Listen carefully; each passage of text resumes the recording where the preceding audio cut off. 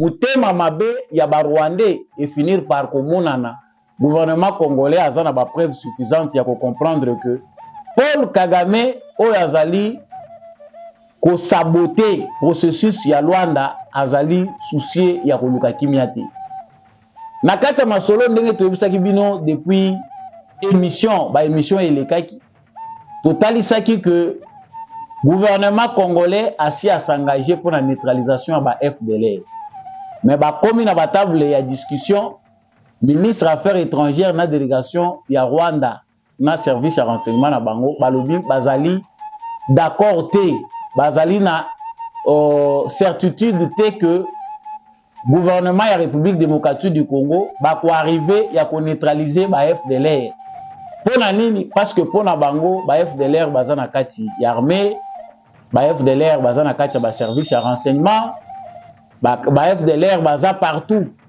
Donc moyen possibilité ezalité ya ko démanteler pe ko neutraliser bango nyonso.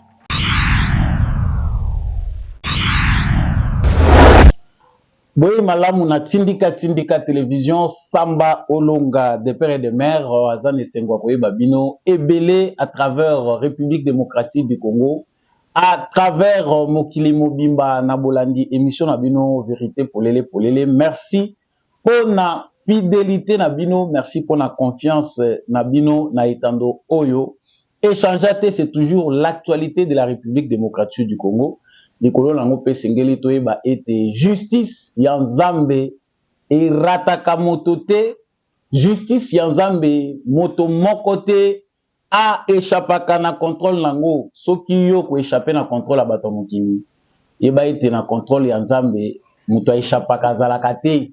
Soki pe yo kosalaka mabe na nkuku okanisi moto akomona yo te yeba ngoke moto amonaka tina sekele azali tôt ou tard mabe na yo oko finir par kofuta yango na yango pe salaka kaka malamu.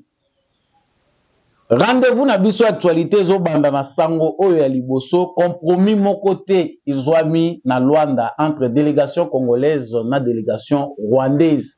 Tubiete masolo wane boyamaki na ba congolais kasi penda délégation gouvernement congolais ezalaki kuna balobi masolo esilite. Ba Rwandais baza na agenda na bango, ba Congolais pe na oyo ya bango, ba repousser masolo balobi le 29 na le 30 ya mois oyo tozali, ba kokuta na ba expert pona kosolo na ba faisabilité. Accord oyo ezali proposé ya paix na président Joao Lourenço ya Luanda ezali kondima mate et pas ba Rwandais nini penda elekaki kuna ba kozonga na septembre le 9 pe le 10.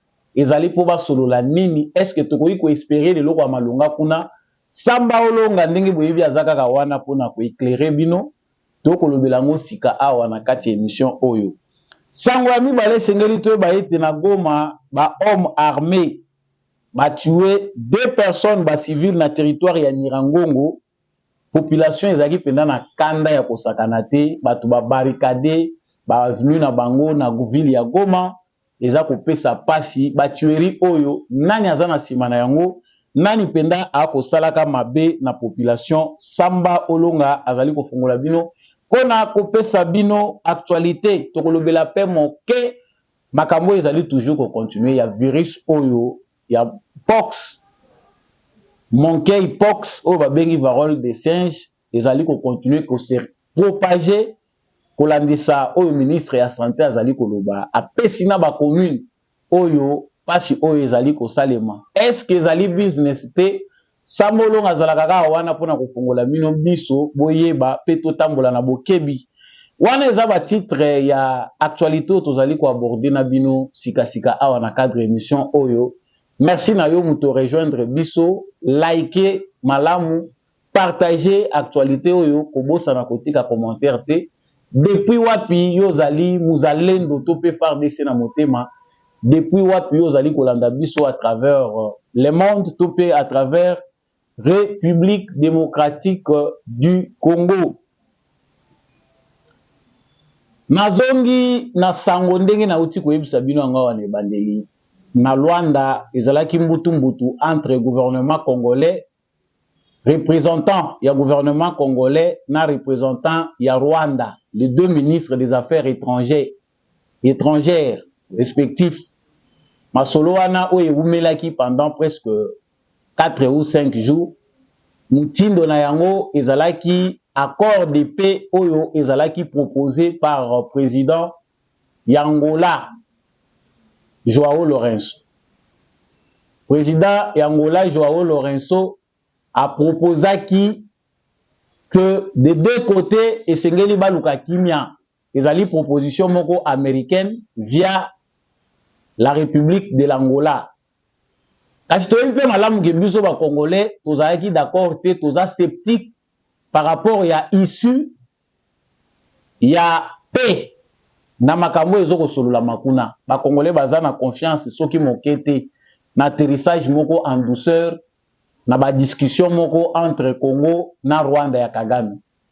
Kasi après ba échange na bango mutema mabe ya ba Rwandais et finir par komonana gouvernement congolais a na ba preuve suffisante ya ko comprendre que Paul Kagame oyo azali ko saboter processus ya Luanda azali soucié ya koluka kimia te.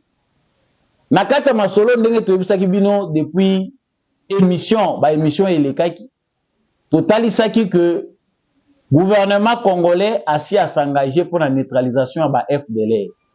Mais comme na ba table ya discussion, ministre affaires étrangères na délégation ya Rwanda na service ya renseignement na bango balobi bazali d'accord te, bazali na certitude te que gouvernement ya République démocratique du Congo ba ko arriver ya ko neutraliser ba FDLR. Pona nini? Parce que pona bango ba FDLR baza na kati ya armée, ba FDLR baza na kati ya ba service ya renseignement, ba FDLR baza partout. Donc moyen possibilité ezalité ya ko démanteler pe ko neutraliser bango nyonso. La deuxième des choses oyo la kisi ke Kagame azali farceur, Kagame c'est un bandit oyo ba américain baza ko linga ko ba lekisela biso tango. Ba lobby pona bango pour que ba discussion et finir malamu kimia ezala retrouver, il faut gouvernement ya RDC ba envisager dialogue na M23.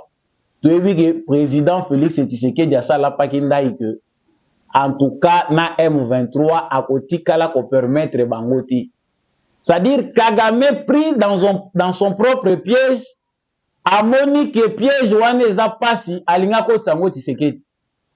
Piège o Kagame azwamaki ezali piège ya kobima représentant ya ba M23.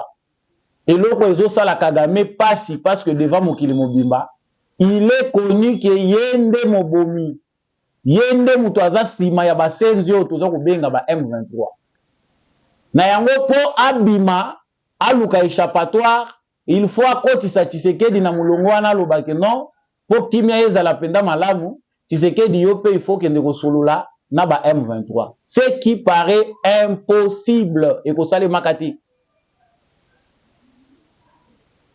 Gouvernement congolais pe na kati ya étude wana déjà la kisi que si le Rwanda n'est pas capable de présenter retrait ya ba troupe na ye sur le sol congolais, c'est-à-dire kimia ekozalati. Et la kisi déjà que dialogue eza dessous le temps oyo nyonso bazui kuna na Rwanda ezali temps moko perdu profitable pour na Kagame ye moko parce que pour na ye azotala yebi bien que te bakoloba na bango me biso tozo gagner temps. Yango biso déjà to alertaki président Félix Tshisekedi pona kotalisa ye que monsieur le président, nous avons foi na diplomatie na yo na victoire diplomatique au sozu likolo ya Kagame. Mais ko permettre à ce que Kagame akoma kosala ba manœuvre dilatoire.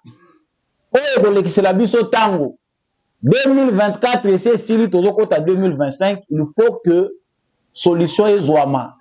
Si bazali capable à maîtriser pour les nabango, le Congo doit se prendre en charge. Aussi les sango na ndenge na biso, ça dès pas na ye prêt.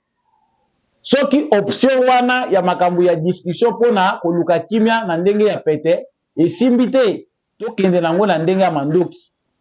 Le Congo est pillé chaque jour. Ceux qui peuvent ba sud-africain na ba pays mususu baza ko s'engager, ba aider biso to sili salikambo, ba ko zo pe par na bango eza ofelete. yango ezali sorti ya makambo oyo ebimi na Luanda. C'est-à-dire na Luanda kuna se eza na bato baza kolubaki eloko ya malunga ebimaki kuna, en tout cas baza koluka ko aveugle biso na langage diplomatique. Ici emonani devant mokili mobimba que Paul Kagame ne respectera jamais les engagements. Et puis eloko moko ya suka oyo eza clé boa ezali que les Américains ont déjà compris qu'il faut tourner la page Kagame. Mais comme bandoki bazangaka te na babikolo nyonso, esalami que na États-Unis d'Amérique, eza pe na ba démocrates, voire même certains républicains, oyo baza ko continuer ko entêter Kagame. Ba informer ba yebisi que soki o signé makambo ezo koleka na Luanda, soki kaka conclusion ezwami bino bo signé et s'il au signé de départ na yo. Parce que ezali nde accord wana nde ba ko utiliser maintenant pour na ko mettre fin na régime na yo. Yango Kagame via ses services de renseignement bazali dans le manœuvre pour saboter le processus de Luanda. Conclusion na bango ezaki ba provoquer Congolais. Et vous allez même vous souvenir que pendant que processus est en cours, kuna ba échange ezali koleka entre ministres na biso affaires étrangères na ya Luanda, kotoyo na se boyoki ke ba M23 ba attaquaki lisusu position ya armée na biso. C'est une provocation ezali ndenge na bango ba planifiaki pour que tango biso to ko réagir, que cela pousse à un chaos généralisé. Oyebi soki yo déjà sali construction na yo kolinga ko détruire yango te facilement parce que eza musala makasi. Mais mutu ayebi valeur nango te, mutu ayebi pasi ya effort te, akoko linga ko faire échouer yo pour o perdre nyonso. Kagame na po akomi bato babengaka chez les Kasaï les bitiki la tuboya. Et sopana nango soki esopani kolokote komaka pasi et surtout soki eza mai kolokota ngo ndenge nini. Félix Tshisekedi n'a pas le temps de aussi se laisser emporter l'aventure au Kagame aza koluka ya ko créer nango sabotage. Le mieux à faire c'est d'éliminer les traîtres na kati armée na biso pona ko pesa possibilité makambo ekende liboso. Sango ya mibale ndenge na lobaki yango na cadre actualité na biso ezali toujours na cadre ya ba ennemi ya nation pe sabotage eza ko salema na Goma. Ezali impérieux que le président de la République, Félix Tshisekedi, a changé Batu Oyo Bazali ko diriger na cadre ya état de siège province ya Nord Kivu. Ezali concevable te que chaque semaine, bakote la Batu na bandaku par des gens armés pe bazako boma bango. Les solutions qui sont présentées oyo ba solution eza ko bimaka toyoki ono te ba responsable à la police na armée bakangaki groupe moko ya babandi bake ko assassiner bato. Ce sont des solutions ya ko voiler nango ba autorité pona ko lakisa que nous les forces sur place toza ko sala musala. Peter Chirimwani, gouverneur militaire ya Nord Kivu, aza complice ya ba massacre eza ko salema na Goma. Il y a un plan de sabotage na musala oyo Félix Tshisekedi aza engagé nango ya ko pacifier est ya République démocratique du Congo. Ba Rwandais soki bakoki te na front parce que l'armée rwandaise n'est pas efficace. Makasi ya armée rwandaise ezali renseignement na bango, infiltration na espionnage. Infiltration espionnage biso espionnage na traîtrise ya quelques officiers congolais nde mutu esalaka force ya Rwanda. Comment imaginer que dans une ville locale à Goma, tout ça a 2 ans pour lutter contre la criminalité, bazako boma batu chaque mois koyoka kaka mutu ebembe kuna bakotelaki batu babomi bango. Les armes ya bato bazako boma batu, bazako boma population ezako route na kati armée, il y a des gens complices au sein de notre armée. O bazako linga ko sala sabotage, ils font du terrorisme. Baza payé pour le faire. Toza na service à renseignement na kati ya Goma. Toza na ba unité nyonso na kati ya Goma. Qu'est-ce qui fait que babomaka batu toujours na Goma bazako boma bango chaque semaine? Ya biso ezali koloba, mukolo lanza ko sala émission oyo, ba barricade salami na Goma. bato batomboki. Pourquoi toujours continuer kokufa insécurité boy? Parce que bato babomi bazana Nirangongo. C'est deux personnes bolamuki na toko boni bakotelaki bato babomi bango. Qui tue ba armane zozala wapi? Ba bouclage salami. Qui tue? Ezali terrorisme made in Rwanda. On profite de la traîtrise de nos officiers pour continuer à massacrer la population. Président de la République, ce que vous avez dit, na est ya Congo, ils ont ici qu'à sa confiance et molaïté. Ba officier na biso bazana ba fonction. Parce que machine ya corruption ya Rwanda eza makasi. Service ya ba renseignement ya Rwanda, ce que les officier na biso na nzela basi ya ndumba te. Ndenge ba empoisonnaka ba mususu likolo ya kolandaka basi ya ndumba. Otiki moi sinon na ndako yo ke musala batindi yo mission pour se retrouver na hôtel na basi ya ndumba. Mort par poison. Ceux qui bazwi yo bongo te bayebi ke ba mususu lokoso ya mbongo. Soda zaka lokoso te. Mbongo ezo kowuta Rwanda pona kopesa certains officiers congolais ba trahir patrie na bango.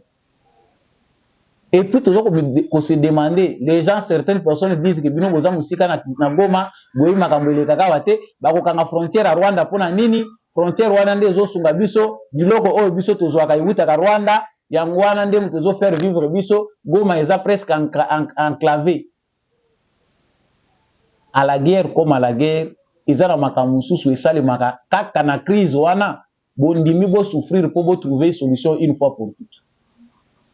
Yabiso eza koloba chef de l'État, président de la République, yabiso ezali koloba. Po soki tolobi te, muto koloba ngo azate. Ezali très important na stade de tokomi ko changeaka ba animateur ya état de siège na certains points bazo zalaka corrompu pour éviter qu'il soit corrompu. Soka sali 6 mois na ye 7 mois, on peut kosala ba échange bato mususu bakota babisika wana. Po eza logique te. Objectif na bango eza ke bato ba se rebeller na Goma bolamuki na tongo mo boyoki bato balamuki ba se révolter.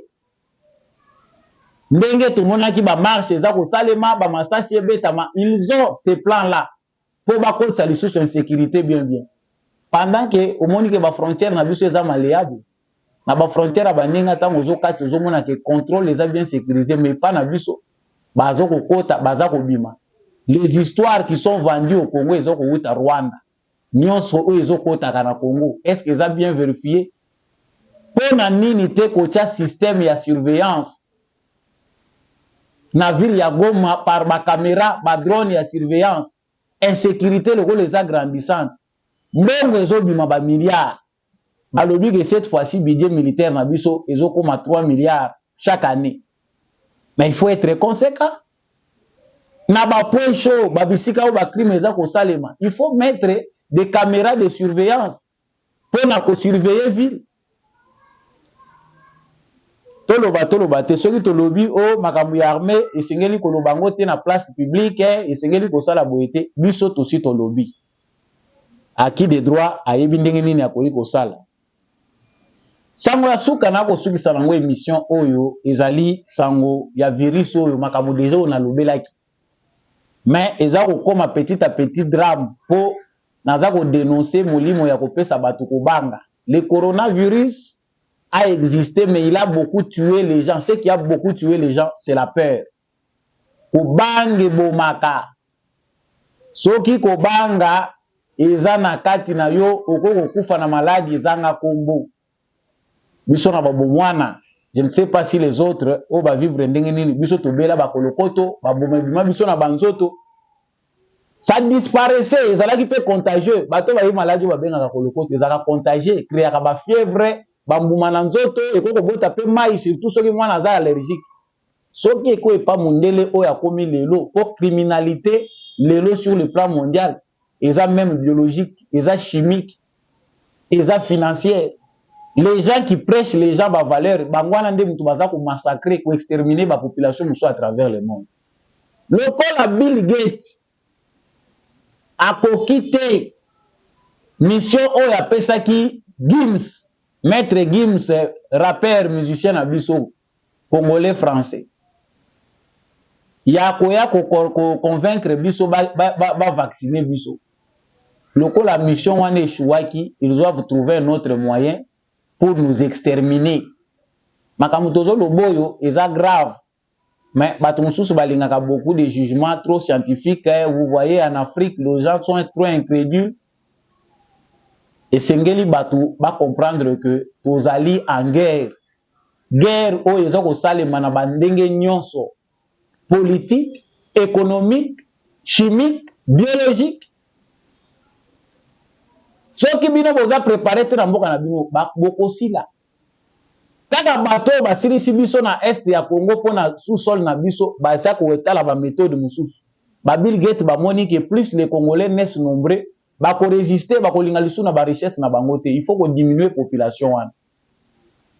Mais awa ba yeli biso virus mpox, oyo ba yeli biso awa monkeypox, variole de singe. Yango ememi lisusu business oyo tomonaki na coronavirus. Gouvernement déjà va décaisser 10 millions pour na kozwa ba mesure ndenge nini ya ko lutter contre maladie. Yango yo IGF ministre la justice botala malamu ndenge nini ba ko gérer makambo. Parce que variole de singe ndenge baza ko lobela ngo ba vrai expert oyo baza criminel te lokwa ya OMS. Ba lobi eza virus moko eza nango guéri na ba kisi moko eza coûter trop te. Mais lokola ba pharmacien wana, ba criminel wana financier oyo bazali ko gérer industrie pharmaceutique na monde.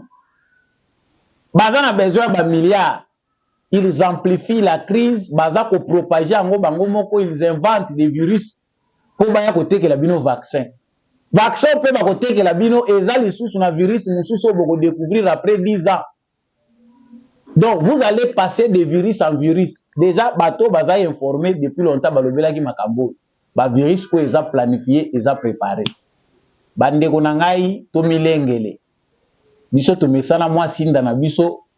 To mesana déjà moi makasa ngokutu to melaka ezalaka nini. Vous voulez consommer en désordre. Beaucoup kufa lokola basoso. Eza mutema mabete metoza ko avertir.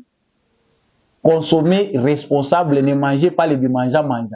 Les mêmes qui produisent des histoires artificielles sont les mêmes qui nous amènent des médicaments, enfin ils nous amènent encore des vaccins.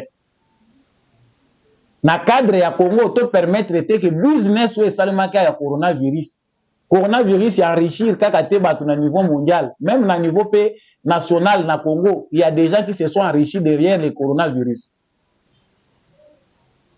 Oh, mesures barrières, oh, nous allons pris des dispositions, 1 million pour mettre ceci, bon, kendaka kabou. Entre-temps, bazo teke la bino ko banga. Biso pe ba média na biso elandika système ba média occidentaux. 20 morts, 50 morts, 3000 morts, 10 000 morts, 15 000 morts. Yango ebandi lisusu na variole de singe. Oh na commune ya Selimba soki commune nini. Baza autant na Barumbu, baza autant. Batangeli biso ba commune awa oyo déjà na variole de singe. Prenez les dispositions, chers Congolais. Vous qui vivez dans le territoire national, lavez bien vos mains, respectez les règles d'hygiène. Sokola mingi maboko, propriété, ambote ya kopesa na maboko, zalaka na moi, mini na yo zoko pakola na maboko, pona koboma ba bactéries eza ko transmettre maladie. Ko evitaka ba bizu pamba bino pe bolingi basi 3 4 so ba pelisi bino bozo yoka te. Autrement dit chez les comédiens que mboko yo batu balembaka te. Makambu ya o eza ba fertilité nde batu balingaka mingi. Fertilité nde pezo mila bino maladie. Soyez sérieux. Émission ya mukola lelo esili wana sambolonga pesi bino matondo mingi ndenge bozaki. Ebele ya kolanda yango. Merci à l'équipe technique ya Tindika Télévision. Merci Nandeko Rabi oya kumbaki biso poete. Émission oyo ekoma na bitando na bino. Matondo mingi penza na mon vieux Rifin Kisombe depuis Londres, merci na bandeko nyonso oyo bozali kolanda penda émission oyo, bo partage yango, bo like, bo tika commentaire depuis wapi bino boza kolandaka émission oyo. Soko sepelaki penda na banalize Samba Olonga Chaboye, like, partager, tokutani prochainement na émission mosusu.